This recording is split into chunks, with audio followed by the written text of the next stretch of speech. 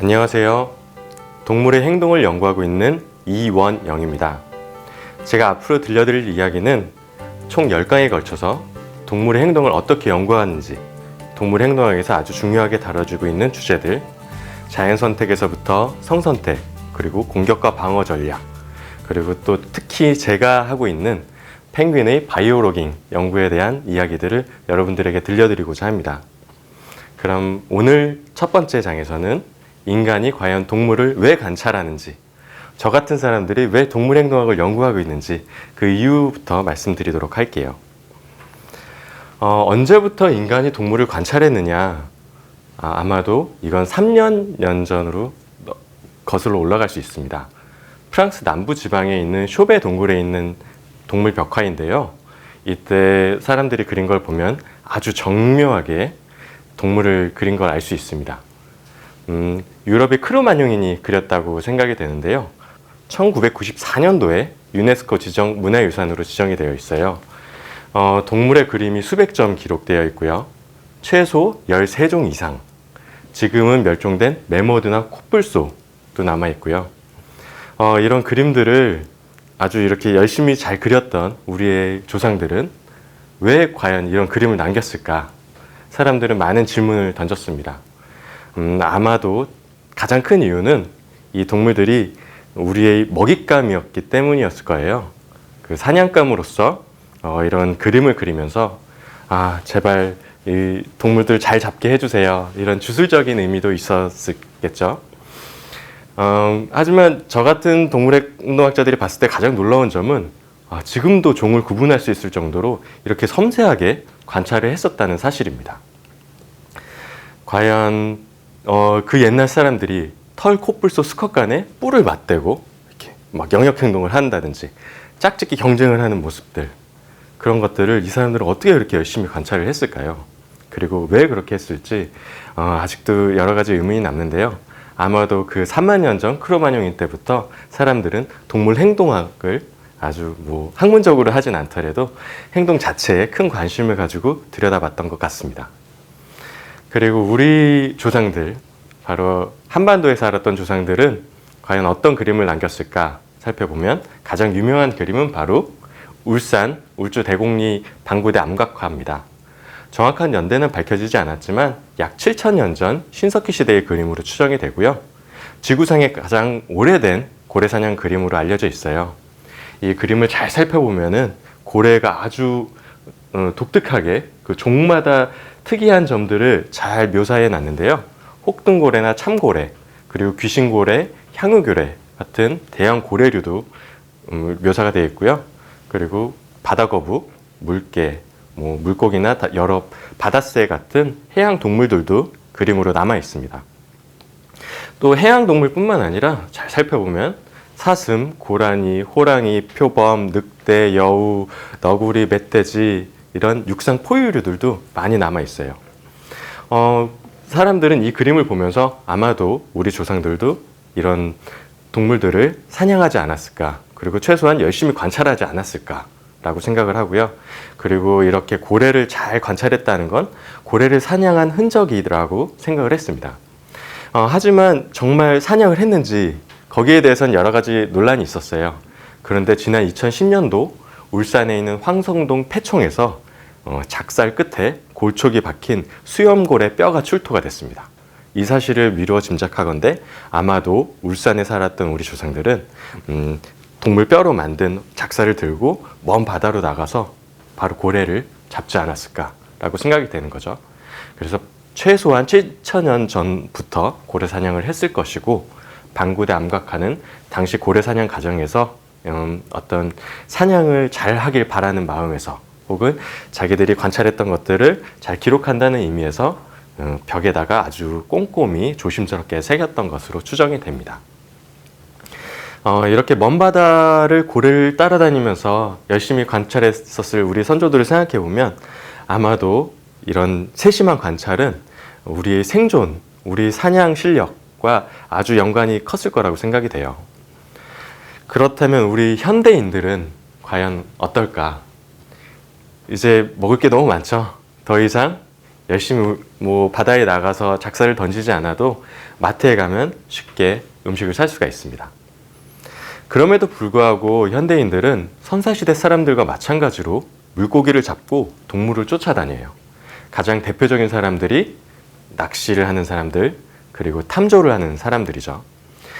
예전엔 생존을 위한 행동이었다라고 하면 이제는 그저 재미를 위해 낚시를 하고 탐조를 합니다. 제가 재밌게 본 미국 영화 두 편을 소개해드리고 싶은데요. 첫 번째 영화는 브래드 피트의 주연 흐르는 강물처럼입니다. 영화 속 주인공 폴은 틈만 나면 계곡에서 송어 낚시를 해요. 플라잉 낚시라고 하는데 낚싯줄을 하늘에다 멋지게 흔들어대면서 자기만의 리듬을 타는 거죠. 그리고 송어가 있을 만한 곳에 낚싯대를 휙 던집니다. 근데 이 폴은 그 낚시 경지가 거의 예술에 가까울 정도로 굉장한 수준에 이르렀고요. 그래서 영화 끄트머리에 보면 정말 커다란 송어를 낚는 데 성공해요. 저는 이 장면을 보면서 저렇게까지 왜 고생을 할까? 정말 송어가 먹고 싶었다면 수산시장에 가서 사면 될 일이지 저렇게 틈만 나면 계곡에 가서 플라잉 낚시를 하고 열심히 잡는 이유가 도대체 뭘까? 스스로 이렇게 질문을 해봤어요. 그리고 또 두 번째로 재밌게 본 영화, 스티브 마틴과 잭 블랙이 나온 빅 이어라는 영화인데요. 해마다 미국이나 영국에선 1년 동안 누가 가장 많은 세를 받는지 겨루는 대회가 있습니다. 일명 빅 이어라고 하는데요. 1월 1일부터 12월 31일까지 누가 가장 많은 세를 받는지 그걸 경쟁을 하는 거죠. 영화 속 주인공 스튜는 대기업 사정에서 은퇴를 한 뒤에 1년 동안 한번 빅이어를 해보겠다라고 결심을 하고 미국 전역을 돌아다닙니다. 그리고 탐조에 매진한 나머지 나중엔 거의 1등에 가깝게 되죠. 굉장히 많은 새를 봅니다. 뭐 자기 돈을 다 들여서 경비행기를 빌려가면서까지 이렇게 새를 보는데 사실 이런 장면들을 보면 사람들은 고개를 갸웃거릴 수도 있어요. 도대체 새가 뭐라고, 새 몇 마리 더 보는 게 무슨 대수라고 저렇게까지 경쟁을 할까? 사실 새를 많이 봤다고 상을 주는 것도 아니에요. 그냥 자기들만의 만족이죠. 그런데 저는 이 모습들을 보면서 아무래도 우리 옛 선조들이 했듯이 수렵 채집인의 마음이 우리에게도 아직 남아있는 게 아닌가라고 생각이 들었습니다. 솔직히 고백하자면 저도 탐조가예요. 물론 저렇게 열심히 하는 탐조가는 아니지만 가끔씩 동네를 산책하면서 새 소리를 듣고 새를 찾아다니면서 탐조를 하는데요. 가끔씩 아주 외딴 섬을 갈 때도 있습니다. 서해안에 있는 무인도 섬에 가서 이렇게 아주 진귀한 새들을 찾아보는 거죠. 근데 그러다 보면 꼭 만나는 사람들이 있어요.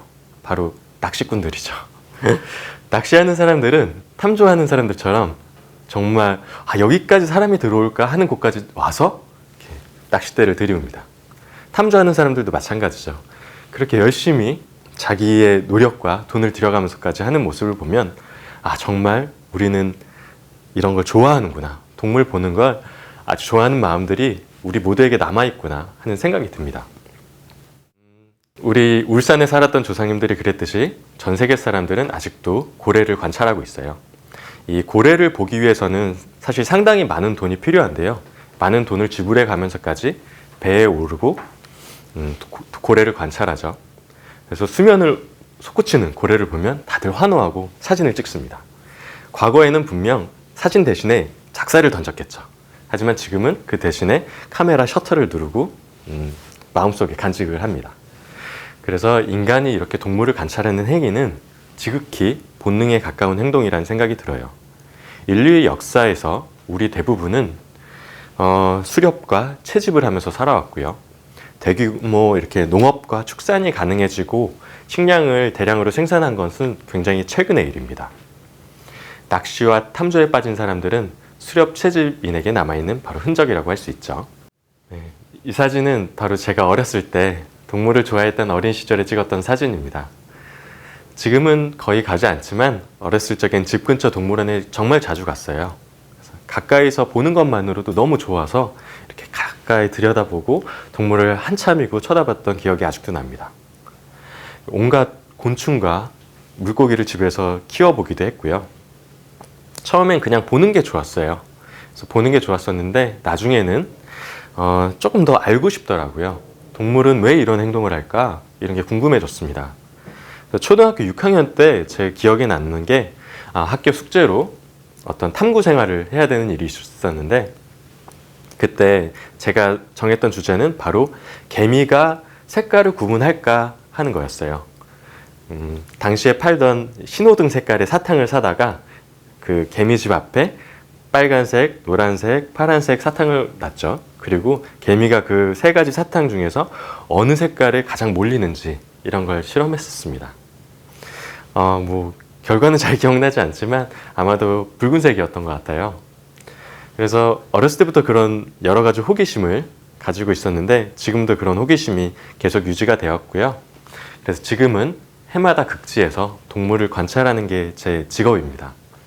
여름에는 북극, 겨울엔 남극. 동물원에서 노루를 보던 시절과는 많이 달라졌어요. 하지만 하는 일은 굉장히 비슷합니다. 바로 이 사진은 제가 남극에서 펭귄을 관찰할 때의 사진인데요. 펭귄들이 굉장히 겁을 먹고 있죠. 저는 동물이 정말 좋아서 이곳에서 관찰을 한 거지만 동물 입장에서는 쟤 뭐지? 쟤는 약간 그물을 든 침입자가 아닐까? 라고 생각했을 것 같아요. 하지만 제가 사실 이런 연구를 하는 이유 중에 하나는 바로 동물의 행동을 관찰함으로써 이 동물을 보호할 수 있기 때문입니다. 지금 남극에 있는 여러 동물들이 위기에 빠져 있다라는 이야기를 여러분들도 많이 들으셨을 텐데요. 이 펭귄의 생태가 현재의 기후변화나 온난화에 의해서 어떻게 바뀌어가고 있는지 그 생태를 알기 위해서는 어쩔 수 없이 저렇게 가까이 가서 저 같은 학자들이 뭔가 자료를 얻어야 하거든요. 예를 들어 설명을 하자면 바로 이 펭귄의 지금 개체수가 얼마나 줄어들고 있는지, 그리고 또 펭귄이 먹이를 먹는 환경은 어떻게 바뀌어가고 있는지, 그리고 펭귄이 과연 새끼들을 잘 키워내고 있는지, 그 생존율은 어떻게 바뀌고 있는지를 보는 것은 굉장히 중요합니다.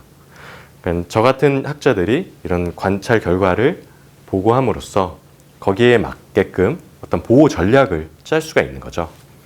그래서 특히나 제가 연구하고 있는 킹조지 섬 주변은 크릴 어업으로도 굉장히 중요한 곳이기도 해요.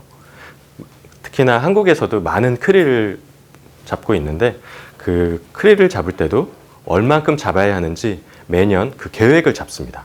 그 계획을 잡을 때 그 펭귄의 어떤 성공률, 펭귄이 지금 얼만큼 잘 살고 있는지 그런 번식 성공률이 중요한 데이터가 됩니다. 그리고 펭귄이 주로 어떤 곳에 가서 휴식을 하는지도 중요하고요. 그래서 제가 사용하고 있는 방법은 바로 펭귄이 어디까지 가서 어떤 먹이를 먹는지, 그리고 올해 성공률은 어땠고 과거에는 어땠고 앞으로는 어떻게 변할지에 대한 것입니다. 조금 더 부연 설명을 해드리자면 바로 여기에 보이는 아델리 펭귄은 최근에 그 해빙의 감소에 의해서 굉장히 개체군이 많이 줄어들고 있어요. 반면에 이 앞쪽에 붉은 부리를 가지고 있는 젠투 펭귄은 최근에 오히려 개체수가 증가하는 추세를 보이기도 합니다. 바로 이러한 어떤 개체군의 그 변화 양상에 대한 차이점은 지금의 지구 온난화에 대해서 어떻게 반응하고 있느냐에 따라서 이렇게 그 결과가 달라질 텐데요. 바로 아델리 펭귄은 해빙에 굉장히 의존하고 있기 때문에 해빙이 감소하면 그 개체군도 크게 타격을 받는 거죠. 하지만 제투 펭귄은 해빙에 그렇게 의존하지 않습니다. 조금 더 따뜻한 곳에서 잘 살아온 녀석들이에요. 그래서 이 젠투 펭귄은 굳이 해빙 아래에 있는 크릴을 먹지 않더라도 오징어나 다른 물고기를 먹기도 합니다. 그래서 흔히 사람들이 얘기할 때 젠투 펭귄을 제너럴리스트, 일반적인 먹이는 다 먹는 녀석들이라고 부르고요. 아델리 펭귄이나 턱근 펭귄을 스페셜리스트, 어떤 특정 먹이원에 특화된 녀석들이라고 부릅니다. 바로 이러한 그 동물의 취식 행동을 알기 위해서는 어쩔 수 없이 좀 미안하지만 저 같은 사람들이 저렇게 그물을 들고 가서 잡아다가 뭘 먹었는지 확인을 하기도 하고요. GPS 같은 걸 부착하기도 하고 비디오 카메라를 달기도 하고 조금 더 미안하지만 이렇게 혈액을 뽑거나 깃털을 채취해서 그런 분석을 하기도 합니다. 제가 연구하고 있는 동물 행동학의 시작은 찰스 다윈으로 거슬러 올라가는데요. 다윈 이전에도 동물의 행동과 생태를 관찰한 연구자는 많았어요. 하지만 찰스 다윈 이후에 행동 생태학의 학문 형태가 비로소 갖추게 되었고요. 그리고 또 다윈을 떠올릴 때 사람들은 진화론을 가장 많이 생각하잖아요. 하지만 진화론은 당대에 이미 제시됐던 이론이에요. 그래서 엄밀하게 얘기하자면 다윈은 진화의 작동 원리인 자연 선택 이론을 제시했던 학자입니다. 그리고 찰스 다윈은 다방면에 굉장히 관심이 많았어요. 그래서 뭐 핀치의 부리로 유명한 그 핀치도 많이 관찰했지만 따개비를 관찰하기도 했고요. 그리고 개인적으로 뭐 비둘기 사육하는 것도 좋아했고 식물을 관찰하는 것도 굉장히 좋아해서 다방면에 뭐 관심을 갖고 여러 가지를 공부를 했습니다. 하지만 그 중에서도 가장 유명한 다윈의 저서, 바로 종이기원이죠. 종이기원에서는 자연 선택설에 대해서 이야기를 합니다. 하지만 재밌는 것은 그 첫 번째 장은 자연 선택으로 시작하는 게 아니라 사육과 재배 과정에서 발생하는 변이라는 제목으로 시작을 하는 거예요. 찰스 다윈이 그런 비둘기 사육하는 거에 관심이 있었다고 말씀을 드렸는데, 당시 영국 사교계에서는 그런 비둘기 교배가 유행이었습니다. 아주 멋진 깃털을 가진 비둘기를 들고 가서 사람들한테 자랑을 하는 거죠. 내가 교배를 많이 시켜봤는데 이렇게 이쁜 비둘기가 탄생했어. 이렇게 하면서 서로 자랑하는 모습들을 보면서 찰스 다윈은 뭔가 그 자연 선택의 힌트를 얻었던 것 같아요. 그러니까 그 힌트라는 게 뭐냐면은 만약에 인간이 이렇게 인위적으로 선택을 해서 세대를 거쳐서 아주 독특한 모양의 비둘기를 만들어낼 수 있다면, 인간의 인위적인 선택 대신에 자연이 선택을 한다면 어떻게 될까? 그래서 만약에 이런 인간의 인위적인 선택을 artificial selection, 인공 선택이라고 정의한다면, 자연적으로 일어나는 선택은 natural selection이라고 부를 수 있겠다라고 생각을 했습니다. 그래서 종이기원 첫 번째 장에서는 먼저 사육에 대해서 설명을 하고, 두 번째 장에서 비로소 이제 자연의 선택이 어떻게 이루어지는지, 그 자연 선택 이론에 대해서 이야기를 하는 거죠. 인간에 의한 변이가 아니라 실제 자연 선택에서 자연에서 발생하는 변이를 설명하기 위해서 그 다윈이 생각했던 것은 바로 핀치였습니다. 비그로 항해로 유명한 그 핀치새에서 처음에는 그 다윈이 그 핀치 종류들을 구분하지 못했다고 해요. 갈라파고스 군도에는 여러 섬들이 있는데 그 섬에 갈 때마다 이제 새들을 채집을 한 거죠. 그러고 나서 나중에 영국으로 돌아와서 쭉 살펴보니까 조류학자들이 보고 얘는 좀 달라요. 얘는 좀 다른 종인 것 같아. 이렇게 이야기를 해준 거죠. 그렇게 조류학자들의 도움을 받아서 분류를 해서 보니까 얘네들이 부리 모양이 조금씩 다르구나. 그리고 먹이 먹는 거에 따라서 이렇게 조금씩 다르게 생겼구나 하는 것을 비로소 알게 됐습니다. 그리고 나서 다시 질문을 던지죠. 갈라파고스 군도에 이렇게 다양한 핀치새들은 어떻게 분화가 됐을까? 그리고 얘네들은 처음부터 그냥 이 섬에 살았던 게 아니라 과거에 먼 조상이 하나가 있고 그 조상에서부터 분화되어 나온 게 아닐까라고 생각하게 된 것입니다. 그래서 제각기 다르게 생긴 부리 모양은 바로 처음 조상에서부터 각기 먹이원에 따라 특화가 되었고, 그 과정에서 바로 자연 선택이 작용을 했다는 거죠.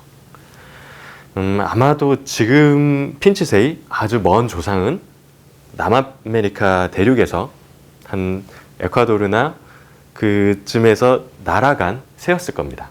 그 핀치새의 조상은 그 군도에 정착을 한 뒤에 각 섬에 있는 독특한 먹이원들에 따라서 환경에 맞게 적응을 하였고, 그 과정에서 이렇게 적응 방사라고 부르는 다양한 형태로 뻗어나가게 된 거죠.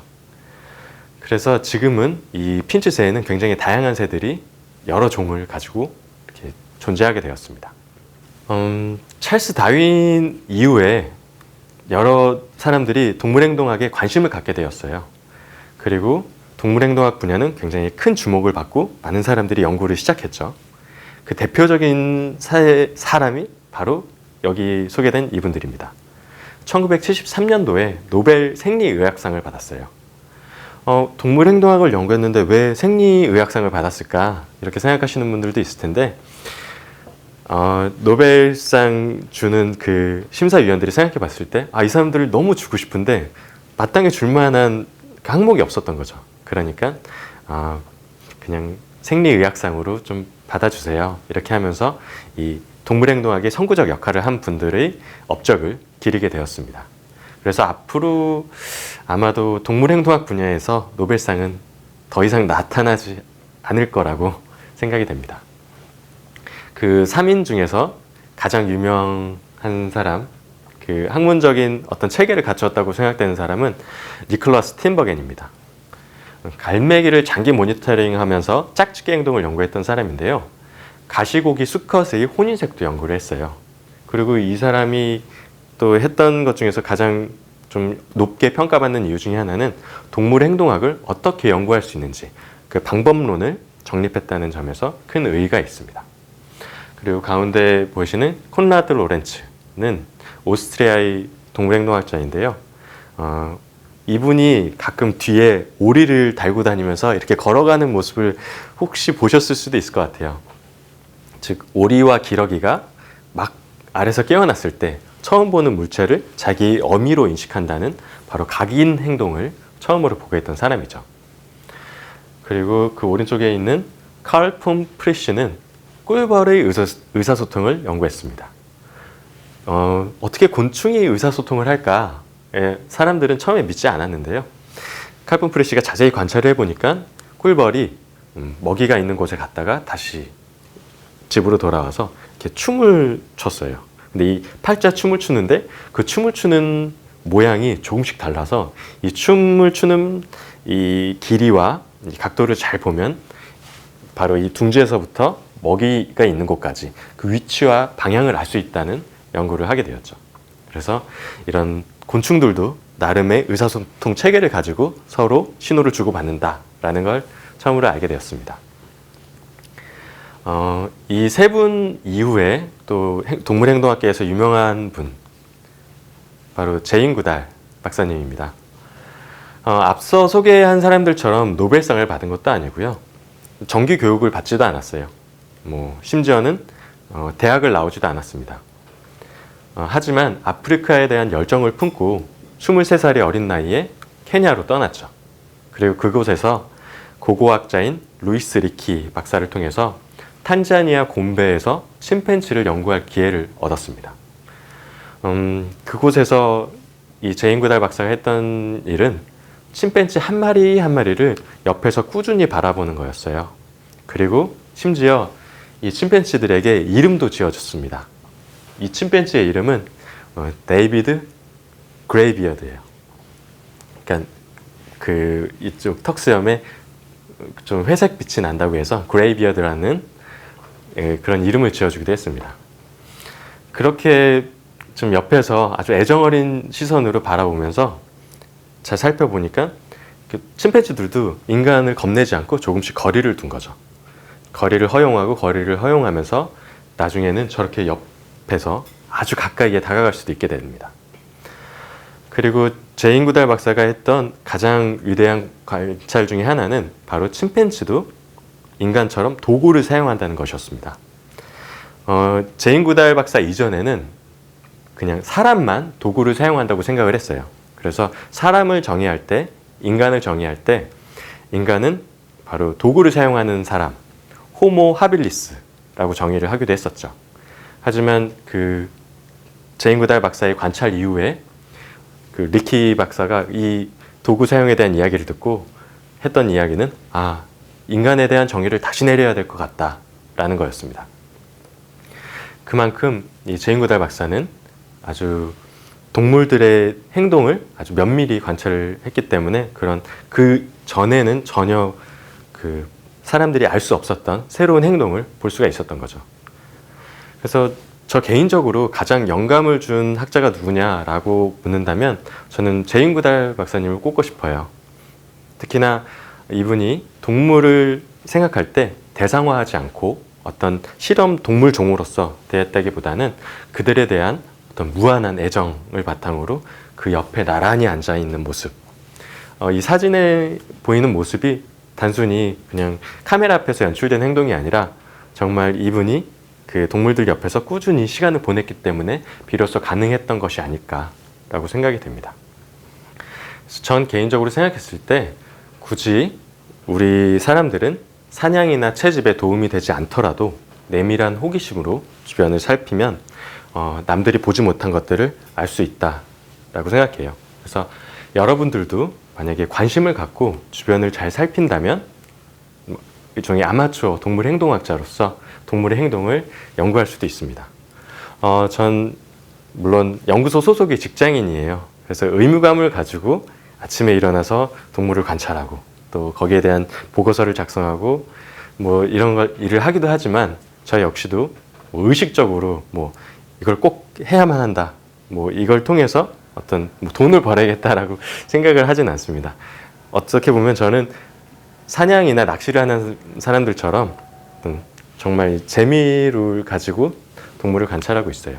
그리고 이렇게 하는 일을 매일 꾸준히 기록을 하면서 그에 대한 질문을 던지고 또 다시 해답을 구하는 거죠. 그럼 지금까지 동물 행동학의 역사에 대해서 살펴보고 동물 행동학의 시초 그리고 그 학문적 체계를 갖춘 사람들을 알아봤는데요. 두 번째 시간은 바로 성선택, 우리가 어떻게 그 짝을 정하는지 그리고 암컷과 수컷의 어떤 상호작용에 대해서 알아보려고 합니다. 그럼 끝까지 시청해 주신 분들 감사합니다. 안녕히 계세요.